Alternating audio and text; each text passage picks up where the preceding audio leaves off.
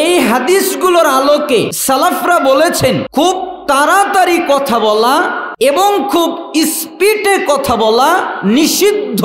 এমনকি সুর দেওয়া, কৃত্রিমতা করা, মুখকে ভাঁজগোজ করা, বেশি সাধু, বেশি ভাষার পাণ্ডিত্য দেখানো, এগুলো হারাম। কথা বলবে মাতৃভাষায়, স্বাভাবিক ভাষায়, যেটা মানুষ বোঝে। কোরআন এবং হাদিসের আলোকে কথা বলি সালাফদের মানহাজে। সালাফদের মানহাজ বোঝেন তো? সালাফদের মানহাজ বলতে যেভাবে রাসূল সাল্লাল্লাহু আলাইহি ওয়াসাল্লাম আলোচনা করতেন, যেভাবে সাহাবীরা আলোচনা করতেন, যেভাবে তাবেঈরা আলোচনা করতেন, যেভাবে ইমামেরা, ইমাম আবু হানিফা রাহিমাহুল্লাহ, ইমাম মালিক রাহিমাহুল্লাহ, ইমাম শাফি রাহিমাহুল্লাহ, ইমাম আহমদ ইবনে হাম্বল রাহিমাহুল্লাহ এবং হাদিসের মুহাদ্দিসগণ এবং বিজ্ঞ কোরআন এবং সুন্নাহর পণ্ডিতগণ যেভাবে আলোচনা করতেন, আমি ওইভাবে আলোচনাকে পছন্দ করি। আমি কিন্তু সুর দিয়ে আলোচনা করি না। কেন করি না? কারণ সুরের আলোচনাকে আমি হারাম মনে করি। আপনি সালাফি, আপনি সালাফদের মানহাজ ফলো করেন, তো এক জায়গায় কেন, শুধু সলাতে কেন, চাল চলনে, কথাবার্তায়, লেনদেনে, প্রত্যেকটা জায়গায় রাসূল সাল্লাল্লাহু আলাইহি সাল্লামের আদর্শ অনুযায়ী চলতে হবে, ঠিক না?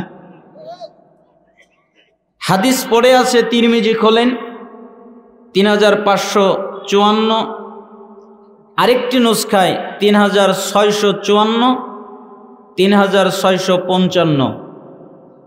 আয়েশা সিদ্দিকা রাদিয়াল্লাহু আনহা তিনি বলেন, একদিন ওরওয়া ছিল আর আবু হুরায়রা আমার কাছে আসলো ঘরের বাহিরে, আমাকে সালাম দিল, কিন্তু আমি সলাতে ছিলাম, তাই সে কি যেন বলল, আমি কিছু বুঝতে পারলাম না, খুব তাড়াতাড়ি বলল, বলে চলে গেল।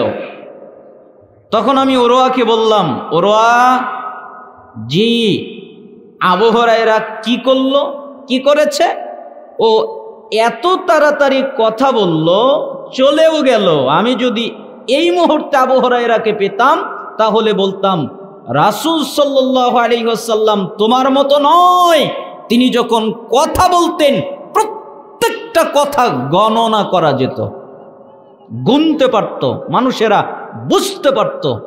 কিন্তু তুমি যে কথা বললে তা তো বোঝা গেল না, তার মানে রাসূলের সুন্নাত ফলো হলো না। এই হাদিসগুলোর আলোকে সালাফরা বলেছেন খুব তাড়াতাড়ি কথা বলা এবং খুব স্পিডে কথা বলা নিষিদ্ধ। এমনকি সুর দেওয়া, কৃত্রিমতা করা, মুখকে ভাঁজগোজ করা, বেশি সাধু, বেশি ভাষার পাণ্ডিত্য দেখানো, এগুলো হারাম। কথা বলবে মাতৃভাষায়, স্বাভাবিক ভাষায়, যেটা মানুষ বোঝে। কথা কি বুঝতে পারছেন? তাহলে এই হাদিস যদি ফলো করি আর আমরা যদি সুন্নাতের অনুসারী হই, তাহলে আলোচনা হবে কথা, কথার মতো করে, কোনো সুর হবে না। তো যারা সুর দেয় আমি তাদেরকে খারাপ বলছি না, কিন্তু আমি দেই না কেন, এর দলিল আপনাদেরকে দিলাম। কথা বুঝতে পারছেন? আরেকটি কাজ মনে রাখবেন, আমি যে আপনাদেরকে দাওয়াত দিব, আপনাদেরকে আহ্বান করব, অনেকেই বলতে পারে এ কোন দল, এর তরিকা কোনটা, এর পদ্ধতি কোনটা, এর নিয়ম কোনটা, এটা জানা দরকার না? এই জন্য আল্লাহ তাআলা কোরআনুল কারীমে একটা সূরা নাজিল করেছেন, সূরা ইউসুফ 108 নম্বর আয়াত। এটা হলো আমার বক্তব্যের দলিল। আল্লাহ তাআলা বলেন, কুল হাযিহি সাবিলি, হে নবী আপনি বলেন এইটা হলো আমার রাস্তা, আমার সোজা রাস্তা, আমার সরল রাস্তা। এইটা মানে কোরআন। এই কোরআনটা হলো আমার রাস্তা। আপনি মানুষকে বলেন, আরো বলেন, আদউ ইলাল্লাহ, আমি মানুষকে আল্লাহর দিকে ডাকি। কার দিকে ডাকি? আল্লাহর দিকে। আরো বলেন, আলা বাসিরাতিন, দলিলের আলোকে, প্রমাণের আলোকে, দলিল দিয়ে, প্রমাণ দিয়ে, আনা, আমি মুহাম্মদ নিজে, ওয়ামানিত্তাবানি, এবং আমাকে যারা মানে তারা, সুবহানাল্লাহি ওয়া মা আনা মিনাল মুশরিকিন, আর আমি আল্লাহর পবিত্রতা বর্ণনা করছি, আমি মুশরিকদের অন্তর্ভুক্ত নই। এই আয়াতের ভিতরে কয়েকটি কথা পাওয়া গেল। এক, দাওয়াত দিতে হবে সোজা পথে, সঠিক পথে, আর ওই পথটা হলো কোরআনের পথ, সুন্নাহর পথ। তাহলে আপনাদেরকে দাওয়াত দিতে হবে কোরআনের দিকে, আপনাদেরকে দাওয়াত দিতে হবে সুন্নাহের দিকে, অন্য কোনো দিকে নয়। এবং আপনি আরো বলেন, আদউ ইলাল্লাহ, আমি মানুষকে আল্লাহর দিকে ডাকি। আল্লাহর দিকে ডাকি মানে আমি কোনো পীরের দিকে ডাকি না, আমি কোনো মাজারের দিকে ডাকি না, আমি কোনো খানকাওয়ালার দিকে ডাকি না, আমি কোনো আলেমের দিকে ডাকি না, আমি কোনো হুজুরের দিকে ডাকি না, আমি কোনো সংগঠনের দিকে ডাকি না, আমি কোনো দলের দিকে ডাকি না, আমি কোনো ব্যক্তির দিকে ডাকি না, আমি বলিও না আমাকে মানেন, আমি বলি আদউ ইলাল্লাহ, আল্লাহর দিকে যান, আল্লাহকে মানেন। তাহলে 2 নম্বর পথ কি? আল্লাহর পথে। তার মানে আল্লাহর পথে দাওয়াত হবে, আল্লাহর দিকে ডাকবে। আলা বাসিরাতিন, জ্ঞানের আলোকে। বাসিরা বলা হয় চাক্ষুষ জ্ঞান, যেটা দেখা যায়, যেটা বোঝা যায়। একজন একটা জ্ঞান দিল কিন্তু বুঝে আসলো না, বুঝা গেল না, মানুষ বুঝতে পারল না, ওইটা স্বচ্ছ জ্ঞান নয়। স্বচ্ছ জ্ঞান ওইটা যেটা বোঝা যায়, যেটা বুঝতে পারে। তাহলে দলিল দিয়ে ডাকতে হবে। আর আল্লাহ নবী বলছেন, আমিও এমন করি, আর আমাকে যারা মানে তারাও এমন করে। আর আপনি আরো বলেন, আমি আল্লাহর পবিত্রতা বর্ণনা করছি, মুশরিকদের অন্তর্ভুক্ত নই। এর অর্থ হলো আমি তাওহীদের দিকে ডাকি, শিরিকের বিপক্ষে ডাকি। কার দিকে ডাকি? তাওহীদের দিকে, আর শিরিকের বিপক্ষে। তার মানে 1, কোরআন এবং হাদিসের দিকে ডাকি। 2, আল্লাহর দিকে ডাকি।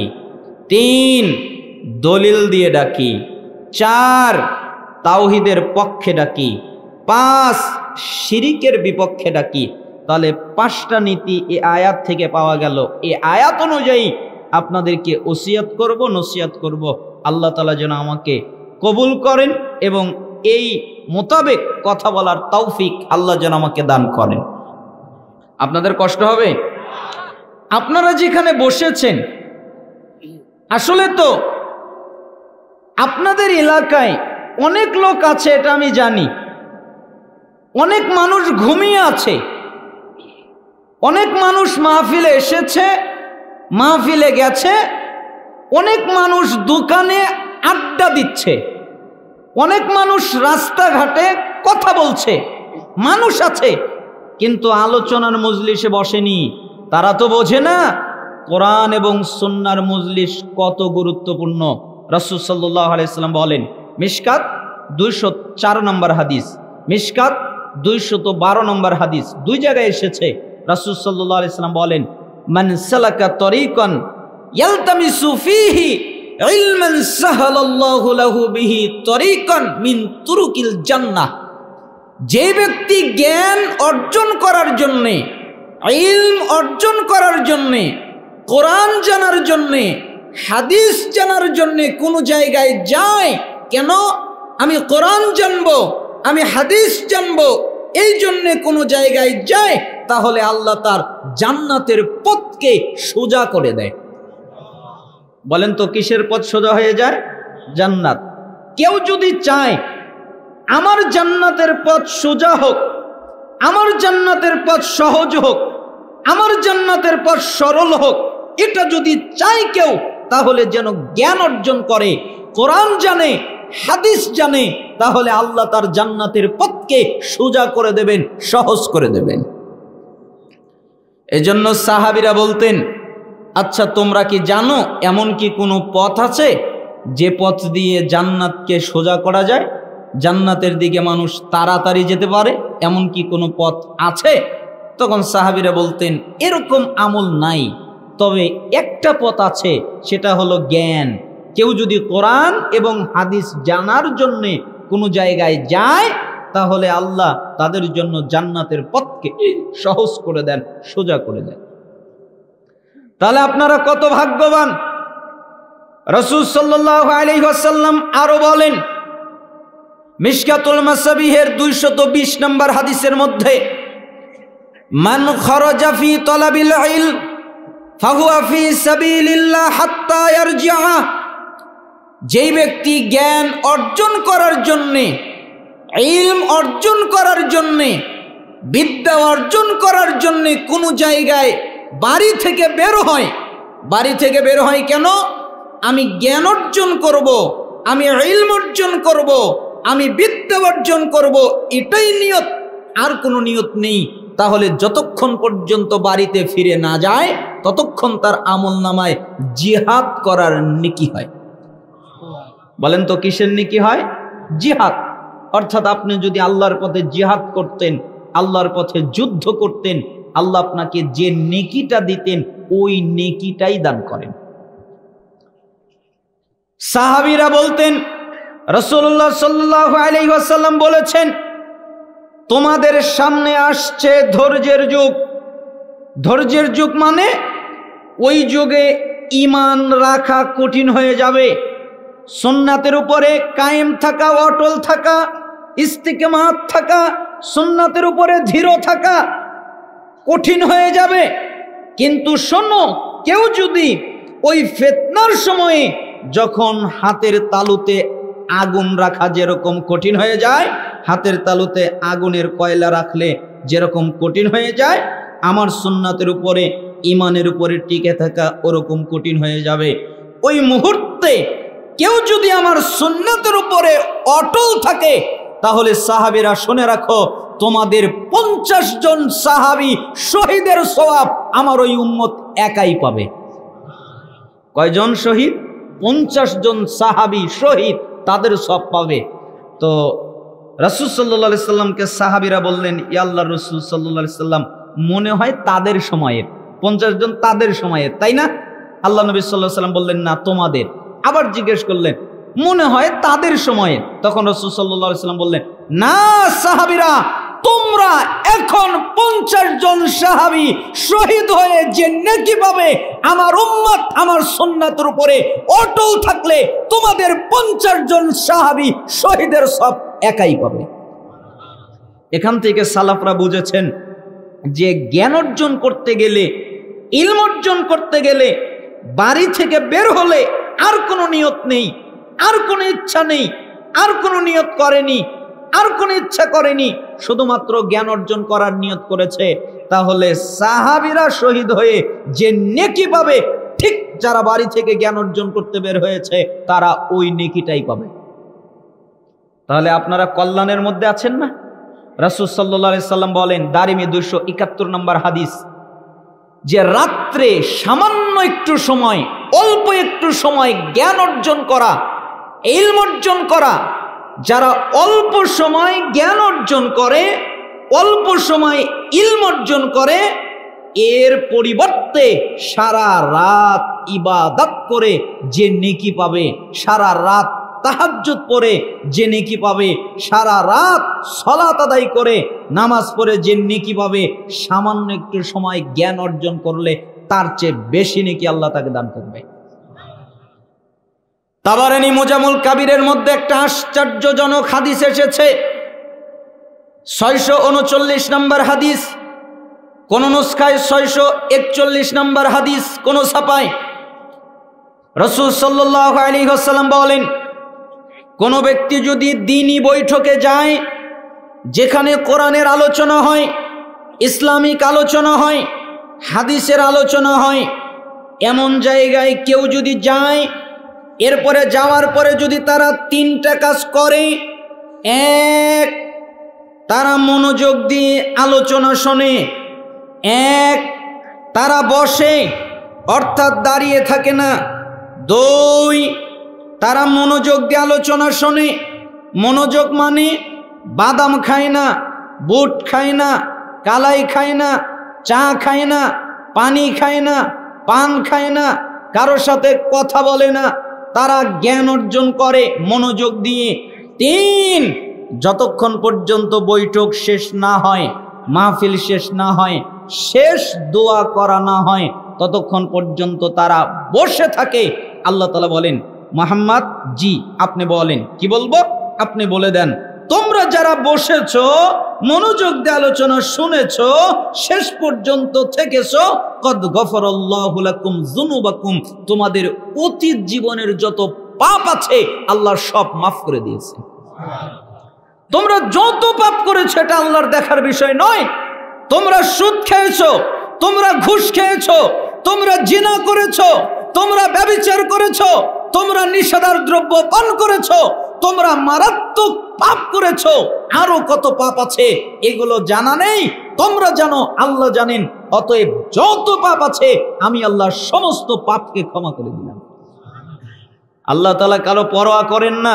আল্লাহ তাআলা যে কত দয়ালু আমি আপনাকে কি দিয়ে বোঝাবো তা ভাষা আমার নেই। মুহাম্মদ সাল্লাল্লাহু আলাইহি সাল্লাম বলেন, কেউ যদি একটা নেকির কাজের ইচ্ছা করে, কি করে? ইচ্ছা। যেমন আমি 2 রাকাত সালাত আদায় করব, সালাত নামাজ কিন্তু পড়ে নাই। আমি ওযু করব, ওযু কিন্তু করে নাই। আমি দান করব, নিয়ত করেছে কিন্তু দান করে নাই। আল্লাহ তাআলা মালাকদের বলেন, এই মালাক, জি আমার বান্দা নিয়ত করেছে, 1 নেকি লেখ। কয় নেকি? 1 নেকি। খালি নিয়ত করেছে, আমল করে নাই। আর যদি আমল করেই ফেলে তখন আল্লাহ সুবহানাহু ওয়া তাআলা নিজেই ডাক দেন, মালাক জি আমার বান্দার আমল নামায় 10টা নেকি লেখো, আর এই 10 নেকিকে 700 গুণ পর্যন্ত বাড়িয়ে দাও। তাহলে একটা নেকির ইচ্ছা করলে আল্লাহ সুবহানাহু ওয়া তাআলা 1 নেকি দেন, আর একটা নেকির কাজ করলে 10 নেকি দেন, আর 10 থেকে 700 গুণ পর্যন্ত নেকিটাকে বাড়িয়ে দেন। উল্টা যদি গুনার ইচ্ছা করে, যদি কেউ গুনার ইচ্ছা করে, আমি জিনা করব, আমি সুদ খাবো, আমি মিথ্যা বলবো, আমি গীবত করব, নিয়ত করেছে, তখন আর আল্লাহ কিছু বলেন না। তখন ওই মালাকি আল্লাহকে বলেন, আল্লাহ জি তো তোমার বান্দা যে গুনার ইচ্ছা করলো, তো গুনাহ কি লিখবো? আল্লাহ তাআলা বলেন, আমার বান্দা তো গুনাহ করে নাই। করেছে? না করেনি, তো তাহলে লেখার দরকার নেই। তো গুনাহ করেনি, তে লিখবে কেন? আবার পরবর্তী সময় বান্দাটা গুনাহ করেই ফেলে, আল্লাহর কিছু বলেন না। আল্লাহ মালাকদের ডাকও দেন না। তখন মালাকরাই আল্লাহকে বলেন, আল্লাহ জি তোমার বান্দা তো এখন গুনাহ করে ফেলেছে, তাহলে কি গুনাহ লিখবো? আল্লাহ তাআলা বলেন, কি আর করা যাবে, গুনাহ যেহেতু করেইছে, একটা গুনাহ লেখ। কয়টা গুনাহ লেখ? এটা হলো আল্লাহর দয়া। আমি আপনাকে বোঝাতে চাচ্ছিলাম আল্লাহ আপনাকে কিভাবে ক্ষমা করতে চান। এই জন্য বিভিন্ন জায়গায় ইসলামিক মজলিসগুলো আলেমদের মাধ্যমে আল্লাহ সুবহানাহু ওয়া তাআলা ব্যবস্থা করে দিয়েছেন মানুষকে ক্ষমা করার জন্যে। যে যারা দ্বীনি বৈঠক, সেটা যেটাকে যে কোনো একটা হতে পারে, হতে পারে আজকের মাহফিল, হতে পারে মাদ্রাসায় কোনো আলোচনা, হতে পারে মসজিদের কোনো দার্স, হতে পারে কোনো জায়গায় কোনো হালাকা, যে কোনো একটা হতে পারে। যারা জ্ঞান অর্জন করার জন্য বসে, মনোযোগ দিয়ে আলোচনা শোনে, শেষ পর্যন্ত থাকে, আল্লাহ তাআলা বলেন, কদ গফরাল্লাহু লাকুম যুনুবাকুম, ওদের অতীত জীবনের যত পাপ আছে আমি আল্লাহ মাফ করে দিয়েছি। ওয়া বুদ্দিলাত সাইয়্যাতিকুম হাসানাত, এবং তাদের সমস্ত পাপকে, সমস্ত অপরাধকে, সমস্ত গুনাহকে আমি নেকিতে পরিণত করে দিয়েছি। পাপ নেকি, আজীব কথা না? পাপ নেকি, আপনি পাপ করেছেন, অন্যায় করেছেন, কত অপরাধ করেছেন, আল্লাহ সুবহানাহু ওয়া তাআলা সমস্ত পাপকে, সমস্ত অপরাধকে নেকিতে পরিণত করে দিবেন। এজন্য এই মজলিসের গুরুত্ব আপনাকে বোঝানোর জন্য এই কয়েকটা হাদিস অনুবাদ করলাম। তাতে কি আশাবাদী আপনারা থাকবেন? তো থাকবেন। আল্লাহ সুবহানাহু ওয়া তাআলা আল্লাহর জান্নাতের জন্য আপনাদেরকে কবুল করুন। আচ্ছা বলেন তো, এই হাদিস যদি এই দক্ষিণ পারুলিয়ার মানুষেরা বুঝতো, তাহলে এই মাঠে মনে হয় জায়গা দেওয়া যেত না, তাই না? দেওয়া যেত না, কারণ তারা এই হাদিস বোঝেও না। তাদের মনই বলে না যে এত পাপ করেছি, এত গুনাহ করেছি, আমার বাড়ির পাশেই পাপ ক্ষমা নেওয়ার সুবর্ণ সুযোগ এসেছে, যাই না পাপটা ক্ষমা করে নিয়ে আসি। এটা মনেই করে না। মানুষ মনে করে আমার তো পাপই নাই, তাই না, আমি তো গুনাহ করিই নেই, এটা মনে করে মানুষ, মুখে বলে না, কিন্তু তাদের আচার আচরণ এটা বোঝায় যে তার পাপই নাই। রাগ করলেন আমার কথায়? আল্লাহ সুবহানাহু ওয়া তাআলা আমাদেরকে জ্ঞান অর্জন করার, ইলম অর্জন করার, জ্ঞানের ফজিলত এবং মর্তবা বোঝার তৌফিক দান করুন। আমি একটি আয়াত পাঠ করেছি কোরআন থেকে, পরিচিত আয়াত, যেখানে আল্লাহ তাআলা বলেছেন, ওয়ামা আতাকুমুর রাসূলু ফাখুযুহু, রাসূল মুহাম্মদ তোমাদের যা দেয় তোমরা তাই নাও। ওয়ামা নাহাকুম আনহু ফান্তাহু, এবং রাসূল মুহাম্মদ তোমাদেরকে যা থেকে নিষেধ করেন তোমরা তা থেকে বিরত হও। তার মানে মুহাম্মদ সাল্লাল্লাহু আলাইহি সাল্লাম আমাদেরকে যা আদেশ করবেন তা তোমরা পালন করো, এবং আমাদেরকে যা নিষেধ করবেন তা তোমরা ত্যাগ করো। ওয়াত্তাকুল্লাহ, এ ব্যাপারে আল্লাহকে ভয় করো। ইন্নাল্লাহা শাদীদুল ইকাব, নিশ্চয়ই আল্লাহ শাস্তি দানে কঠোর, কঠিন। আল্লাহ শুধু দয়া করতে পারে এমনটা নয়, আল্লাহ শুধু রহমত করতে পারে এমনটা নয়, আল্লাহ শুধু ক্ষমা করতে পারে এমনটা নয়। আল্লাহ ক্ষমা করতে পারেন, আল্লাহ দয়া করতে পারেন, আল্লাহ রহমত নাজিল করতে পারেন, আল্লাহ কঠিন শাস্তিও দিতে পারেন। আল্লাহর মতো কঠিন শাস্তি কেউ দিতে পারে না। অতএব আল্লাহর শাস্তিকে ভয় করে আল্লাহর নবী যা বলে তা মানো, আল্লাহর নবী যা নিষেধ করে তা ত্যাগ করো। এজন্য আমি মাঝে মধ্যে বলি, যে মানুষের জীবন পরিচালিত হবে মুহাম্মদ সাল্লাল্লাহু আলাইহি ওয়াসাল্লামের নীতিতে, কোনো ব্যক্তির আদর্শে নয়, কোনো মানুষের আদর্শে নয়, কোনো পীরের আদর্শে নয়, কোনো বুজুর্গানে দ্বীনের আদর্শে নয়, তার চালচলন, তার কথাবার্তা, তার লেনদেন, তার উঠা বসা, তার মুআমালাত মুআশারাত, তার জীবন ব্যবস্থা, তার ইবাদত, প্রত্যেকটা কাজ রাসূলের আনুগত্যে করতে হবে। কার আনুগত্যে? রাসূলের আনুগত্যে। কেন? রাসূলের আনুগত্যে যদি আপনি কাজ করেন তাহলে আপনার যা লাগবে আল্লাহ আপনাকে তাই দিবেন। কি কি দিবেন? আপনারা যদি সূরা আলে ইমরান খোলেন 31 নম্বর আয়াত, আল্লাহ তাআলা বলেন, কুল, হে নবী আপনি বলেন, ইন কুনতুম তুহিব্বুনাল্লাহ, তোমরা যদি দাবি করো আমরা আল্লাহকে ভালোবাসি, আমরা আল্লাহকে মুহাব্বত করি, আমরা আল্লাহকে পছন্দ করি, এই দাবিদার যদি তোমরা হও, ফাত্তাবিউনি, তাহলে আমি নবীর ইত্তেবা করো, আমি নবীর অনুসরণ করো, আমি নবীর আনুগত্য করো। ইউহিব্বুকুমুল্লাহ, তাহলে আল্লাহ তোমাদের ভালোবাসবেন। ওয়ায়াগফির লাকুম যুনুবাকুম, এবং তোমাদের যত পাপ আছে আল্লাহ সবকে মাফ করে দিবেন। তার মানে আপনি যদি দাবিদার হন যে আল্লাহ আমাকে ভালোবাসুক, কার আনুগত্য করতে হবে? রাসূলের। রাসূলের আনুগত্য করলে এই আয়াতের মধ্যে দুইটা জিনিস পাওয়া গেল। এক, আল্লাহর ভালোবাসা। দুই, পাপ থেকে ক্ষমা। আপনি যদি চান আল্লাহ আমাকে ভালোবাসুক তাহলে রাসূলের আনুগত্য করেন। দুই, আপনি যদি চান আল্লাহ আমাকে ক্ষমা করুক তাহলে রাসূলের আনুগত্য করেন।